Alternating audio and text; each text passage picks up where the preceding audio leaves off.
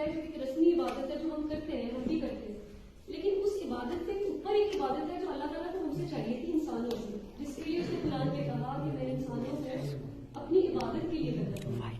تو وہ عبادت ایک پریکٹیکل ہے، ایک پریکٹیکل عبادت ہے. تو دوسروں کی مدد کرنا، ٹھیک ہے، وہی عبادت کا جو مفہوم ہے، روزہ کا جو مفہوم ہے کہ آپ کیوں فاقہ کرتے ہیں، اگر ہمیں اس کا اگر پرپز پتہ نہ ہو، مقصد پتہ نہ ہو تو ایک فاقہ ہوتا ہے. اس روزے کا مقصد کیا ہے کہ آپ کو احساس ہو کہ کوئی دوسرا بھوکا نہ سوئے. تو اسی کو جب اس عبادت کو ہم پریکٹیکلی کرتے ہیں تو اس کا جو رسم سائڈ پہ رہ جاتی ہے اور وہ کیا ہے، مفہوم ادا ہو جائے.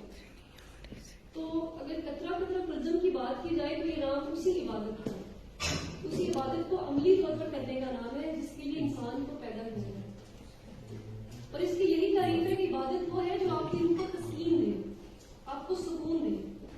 سکون مشکل ہے نا، پیسے سے بھی نہیں ملتا. تو یہ پلیٹ فارم لوگوں کی مدد دینے کے لیے نہیں ہے صرف، بلکہ آپ کی اپنی جو روح ہے اس کو پیوریفائی کرنے کے لیے، اس کو تسکین بخشنے کے لیے، کہ آپ کو جب پتہ چل جاتا ہے کہ اس دنیا میں آپ کا مقصد کیا ہے تو آپ پرسکون ہو جاتے ہیں.